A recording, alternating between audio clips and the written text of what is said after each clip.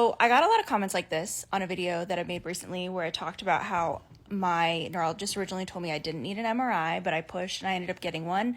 And when I did, they found brain lesions. And now I'm actually going back for another one today with contrast. And I just wanted to address it and also give like a little bit of an update. And in that video, I mentioned offhand how I'm also now having issues with my car that I have to have fixed, and it costs $2,000 and it's undrivable until I do, and that I'm unable to use my partner's car because they go to work every day and they drive and they use their car at work. But I just said it offhand, like it wasn't, it was just another thing that was making this a more stressful situation. That was why I kept it in there. And I should have known that people would react this way and leave comments like this, because people always do. People always got to leave their unsolicited advice. And no ill will to this person or people who left comments like that.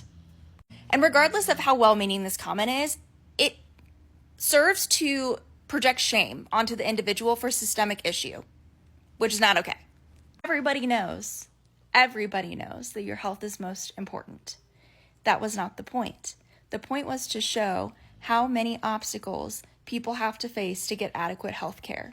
Just like I had to also face the obstacles of advocating for myself because my doctor did not listen to me, and also didn't listen to my other doctor, who was the one who originally told them to order an MRI for me. It was also to show that in America specifically, how difficult it is to just access any aspect of healthcare. You have to have a car. People were telling me you should take public transportation. I live in Indiana, specifically Indianapolis, and we are known for having some of the worst public transportation of any city in the United States.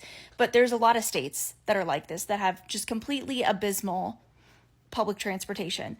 There would be no way that I could really get to any of the hospitals that I need to for my appointments without walking at least a mile, which, if you know anything about multiple sclerosis, which is likely what I have, multiple sclerosis symptoms are exacerbated by heat. And it's in the 90s in Indiana. And I have been miserable and can't go outside my house because now I understand it's making all the symptoms flare up so terribly. But like, walking a mile in the heat isn't an option for me. It's not accessible for me. And for the MRI I have today, that is actually not even in the Indianapolis area. It's in the greater Indianapolis area, because that was the first place they could get me in. It's like a good 30, 40 minutes north of me. There's no way for me to get to there with public transportation. And then people, suggested like Lyft, Uber, whatever.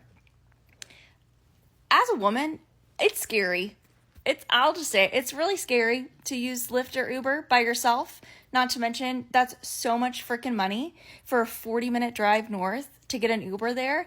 Also, when I've had to do this in the past and I've tried to schedule an Uber, rarely do they end up actually showing up. I've had this issue with the airport before. Oftentimes they end up canceling last minute.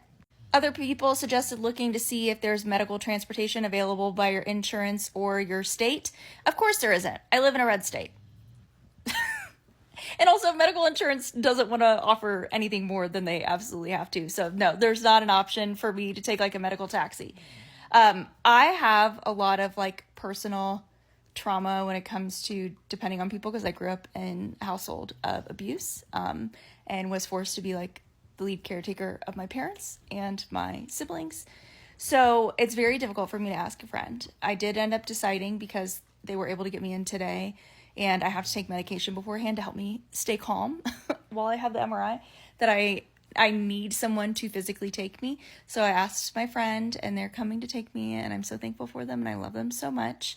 But that was difficult, and that still is assuming a layer of privilege that somebody has a friend who's not working during the day that can take them. Other people said, ask your family. Ha!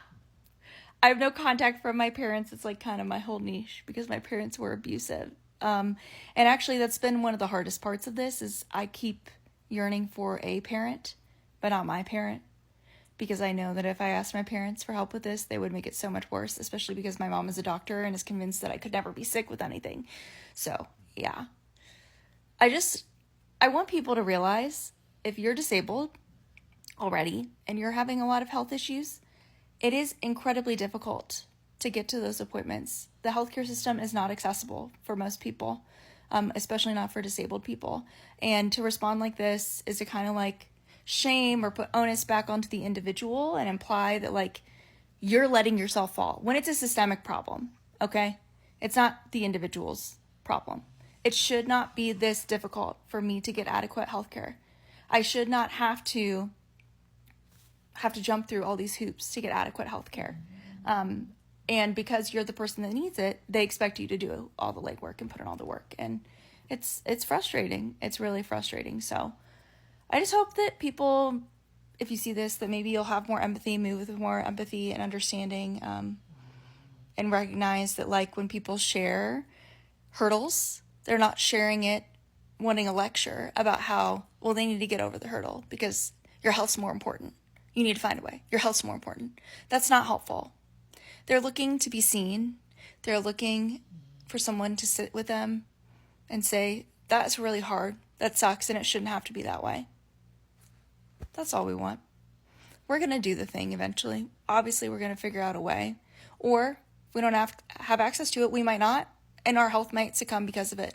But that's not the individual's fault. That is a systemic issue. U.S. healthcare systemic issue, access to public transportation, systemic issue. Like there's so many layers to it, and I'm just sick. I'm sick of getting reactions like this.